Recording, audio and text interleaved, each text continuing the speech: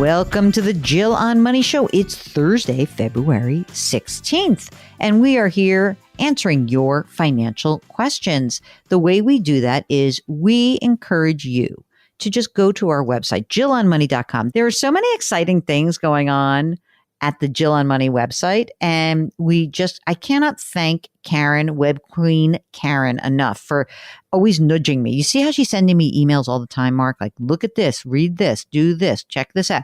And I would never do it without her. I cannot tell you how glad I am that Karen has entered our lives in this way. What would we have done? Oh my God, I forgot to tell you, the Mad Russian reached out to me. Oh, really? Wow. Yeah, I forgot to tell you that. He after the book launched, he saw the book launch and he reached out to me.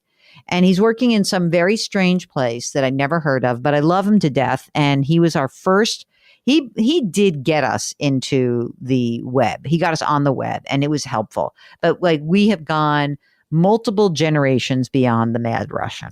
I feel like without him, we never would have gotten started, right? Yeah, that's true. And without him, there would be no YouTube channel. Oh, yeah, that's right. I forgot about that. He was good. Anyway, thanks to the Mad Russian. Hat tip, Mad Russian, but Web Queen lives on. So thank you, Karen. Anyway, when you're on a website, there's so much going on there. So first of all, you know how I say there's always new stuff? I mean, there's really new stuff. There's the free weekly newsletter, which is amazing. Mark does such a great job with that. I love it. Then there is the book. You can buy The Great Money Reset.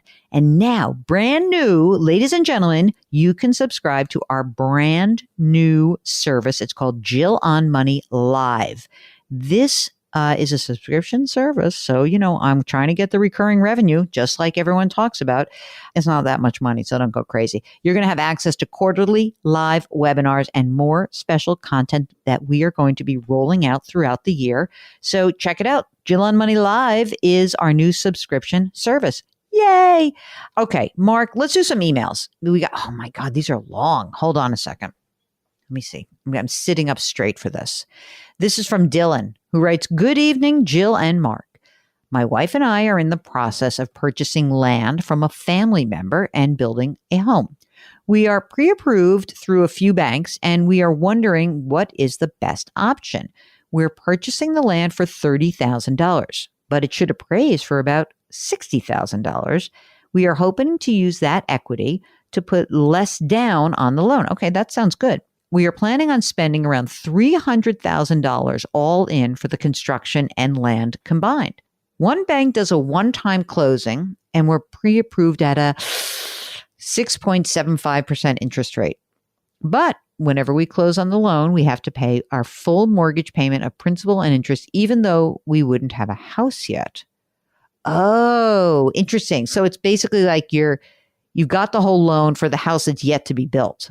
But they give you all the money up front, don't they, to build the house? So that seems like that would be okay. The other bank does a one-time closing, pre-approved at 6%, but they do interest-only financing for the first 18 months, regardless of how long it takes to build the house. After 18 months, principal and interest payments begin. I like the idea of smaller payments while we're building, but 18 months of interest seems like a long time to not be paying down any principal. Oh, and for more information, oh my God, Mark, listen to this. They're 28 years old.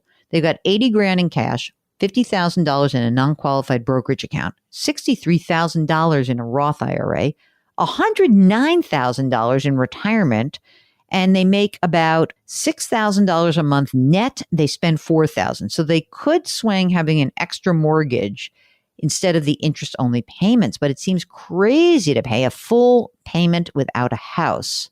Also, we shouldn't have to put much actual cash down due to buying the land at a discount from the family, so we already have equity. I was going to ask if we should pay the mortgage down faster once we finish building, since the rates on the proposed loans are 6 and 6.5%. Mark, wow. I don't like this interest only, but on the other hand, I agree. I don't like paying for this full freight while we're building this house. There's a part of me that's like, where are you living now? Okay, so let me ask you some other questions. So this is something that I would want to know. Like, you're building this right now, Dylan. Where are you living right now? When is this all starting? Is it worth it? Here's another wacky question. Is it worth it to buy the land from the family member and hold off on building the home? What if you just bought the land in cash and you hold off on building until you get rates down a little bit. What do you think about that as an idea? I mean, I don't know. Maybe this is crazy because they're already like, oh my God, we're doing it. In the 18 months that they have this loan, I just get the sense that they might have to do better. That's the problem. I sort of feel like I like the lower payments while they're building and then see what happens. And you can always accelerate it or refinance. I don't know. I want to hold on to my cash a little bit. So I know he can swing the full payment. I don't care about not paying principal and interest. You pay all interest anyway in the beginning of a loan anyway, right? So I think I like the smaller payments while you're building. That's what I'm thinking.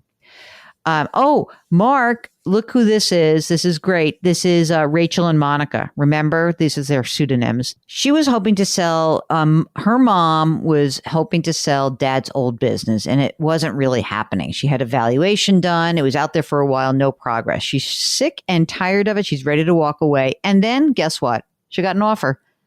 $50,000 a year for 7 years. Can you imagine, Mark? She thought it was zero, and now she's $50,000 for 7 years. Okay. We're thinking since she's retiring with the market way down, she uses this money to live on and doesn't touch her retirement accounts for the next several years. Is this her best bet?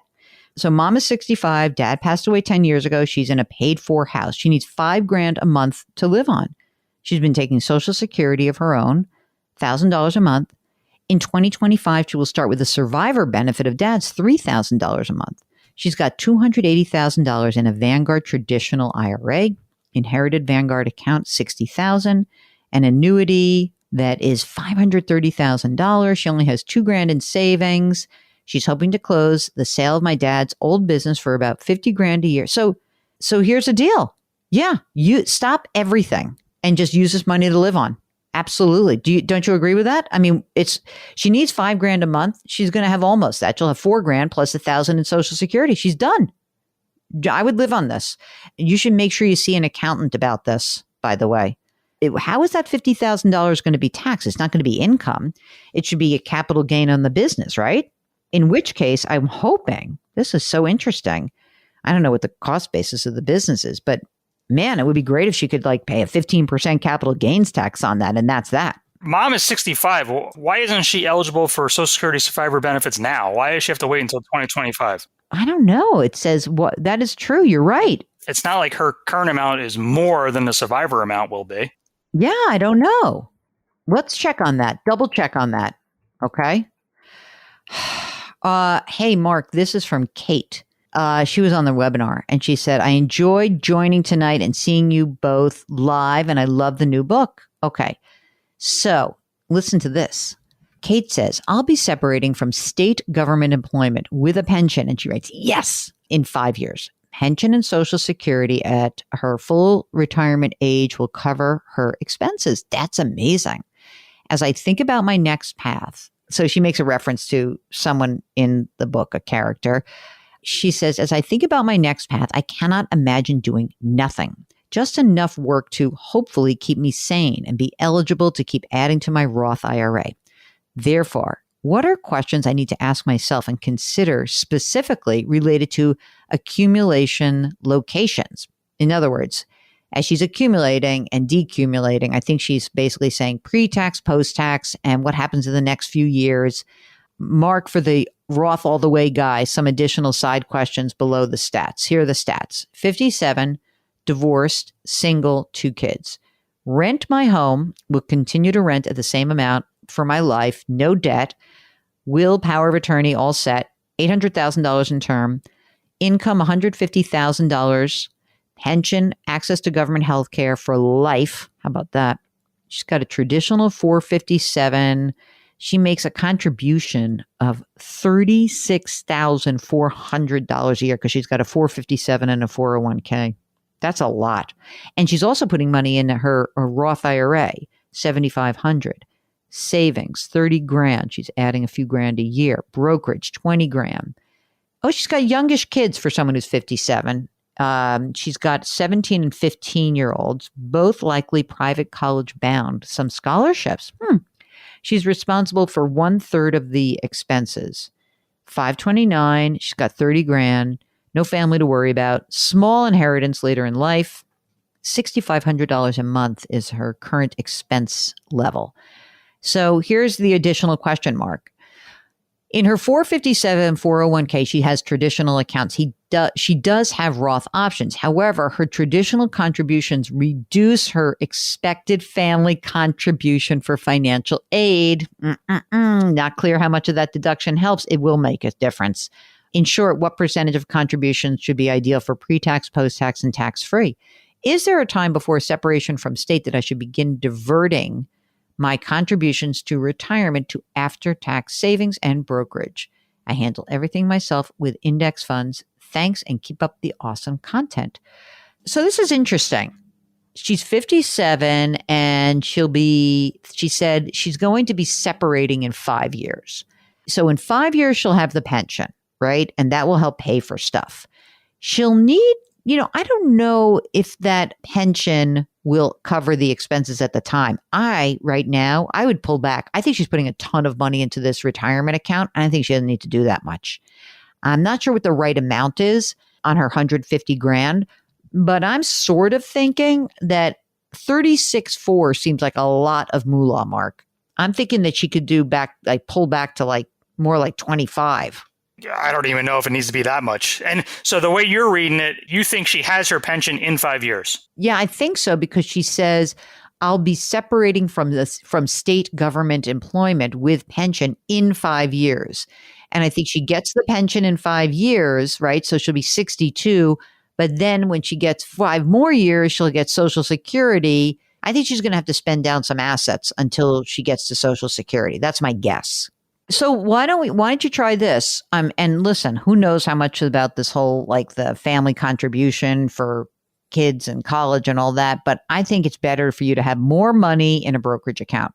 And, you certainly could put the money in some 529. I'd rather you have it in the brokerage account. And frankly, if you're looking at financial aid, it's better to be in a brokerage account than 529, weirdly, because they don't assume all the money in a brokerage account is available for college.